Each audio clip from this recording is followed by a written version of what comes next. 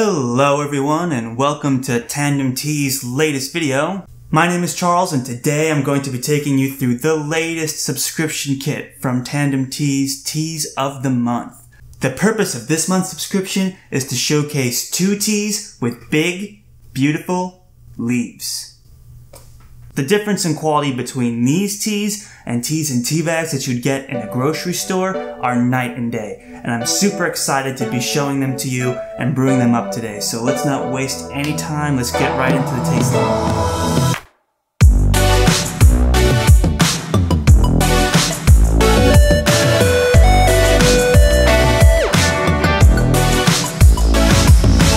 We're all familiar with tea bags like the one I have here.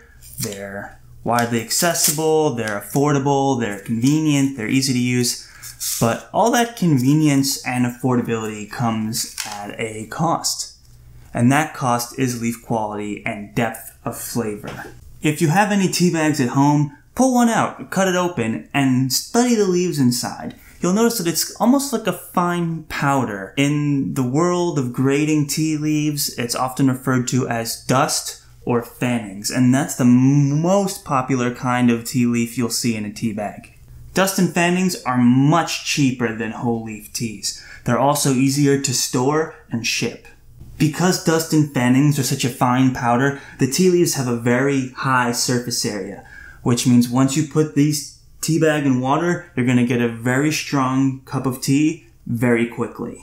If you're someone that likes a strong brew and you like adding milk and sugar to your tea, then tea bags might be a convenient solution for you. But if you want to taste the tea, the terroir, the soil, if you want to drink the tea to appreciate the tea itself, if you want that depth of flavor, all those subtle notes that make tea so delicious on its own without the addition of milk and sugar, then you have to try these teas. Comparing dust and fannings in a tea bag to this month's subscription service is like comparing boxed wine to a wine with a fine vintage. They're 2 completely different products for 2 completely different purposes. The flavor and quality that you get from the finer teas cannot be compared. The first tea that I want to show you guys is our green tea right here, which is called the Monkey King. Its Asian name is Taiping Hu Kui Bu Yan. The Monkey King is from Taiping County in China. The tea is renowned for its distinctive 2 leaves and a bud shape. The shape is also sometimes referred to as 2 knives and a pole. I mean, just visually, the dry leaves pack a lot of wow factor in these teas. Really something very special. Every single leaf that I pick out has 2 leaves and a bud. Every single one. And that just shows you how consistent the leaves are, which makes it a higher quality tea. Our second tea today is something that's very special. It's called Honey Red Jade. Honey Red Jade is grown on the pristine hills of Nantou, Taiwan. I remember tasting this at the World Tea Expo last year, and immediately after sipping it, I just knew I had to have it, knew I had to put it on the tea menu. Its honey orchard aroma and flavor is something really unique in the world of black tea. If you look at the dry leaves, you'll see that they're these tiny rolled up little, almost like pellets, but you'll see as we start to brew it that they'll unfurl and the full leaf is attached. So let's go ahead and add some water. So for the Monkey King, the instructions on the bag say 175 degrees, but me personally, I like a more subtle green tea flavor, so I'm going to be using 160 degrees Fahrenheit for water for these. For the Honey Red Jade, I'm looking at just under boiling. Anywhere above 200 degrees Fahrenheit's fine. You're going to need that hotter temperature to have those leaves unfurl. They need a lot more energy. They need a lot hotter water. Those long, wide, flat leaves of the Monkey King definitely, once the water was added, came down and went into the cup and were able to brew properly. So if you're brewing them at home and you find them sticking out a little bit, don't worry, that's okay. Once you add water, it'll be fine. The smell of it is so grassy, so vegetal, slightly fruity. Oh, I can't wait to taste it. Let's get right into it.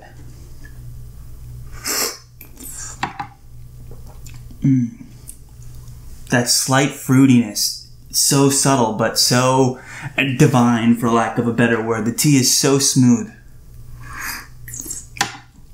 Slightly sweet as well. I find when you brew it at those lower temperatures, you can extract that sweetness without getting any of that astringency or bitterness that you associate normally with green teas.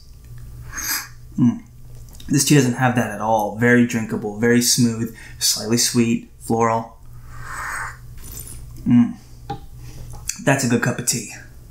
This one, I'm very excited about the honey red jade, so let's get right into that. Oh, it's got a slightly roasty, slightly nutty smell. Definitely that sweet honey flavor from its namesake comes right out. Oh man, I'm super excited.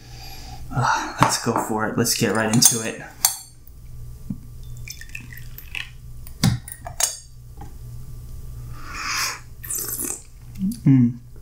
Oh man.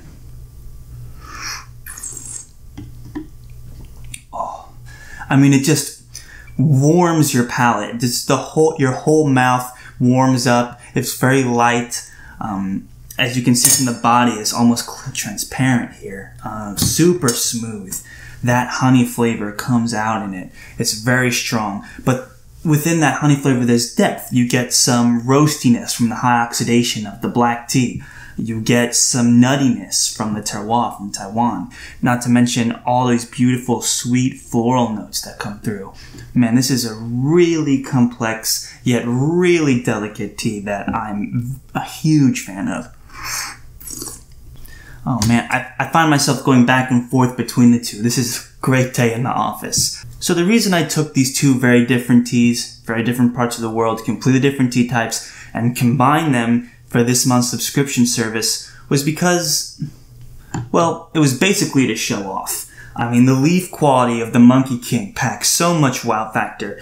Then you have the totally enriching aroma of the honey from the honey red jade. I mean, they're both just insanely high quality teas. The flavor is so complex. The depth is so great. It's a depth of flavor you could never achieve from a tea bag. It's just not possible. These also aren't teas you would want to add milk and sugar to. You could, but I mean, you would lose that depth, those subtle tasting notes, not only the grassy and vegetal of the green tea, but also the fruity, sweet qualities. Not only the roasty honey flavor of these brown teas, but also the nutty hint of citrus flavors in there. You lose all that depth. Now, if you have a tea bag, I understand why you would want to add milk and sugar. It's usually when you have tea bags, you get one strong tasting note. For a green tea, you'd get a very strong grassy vegetal and nothing else, no other payoff. So adding like lemon to that would be understandable to give you more exciting flavors. For black teas, you usually get very bitter, malty notes, very strong. So adding milk and sugar to that, understandable. But these teas are in a whole nother class. This is that fine vintage that we're looking for in the world of specialty tea. So for all of you out there that have received this month's subscription, I hope you enjoy it. And for everyone else, there's always next time. Feel free to check out the website, tandemtea.com. Thank you guys so much for joining me today. Man, what a great day today is. And I'm definitely going to be saving these leaves for multiple infusions. The black tea can last for 5+ infusions. The green, you might get 2 or 3, pretty typical of a green. But man, I've got enough tea here to last me all day and then some. So thank you everyone for watching. I hope you have a great day and steep on steeping on. Bye now.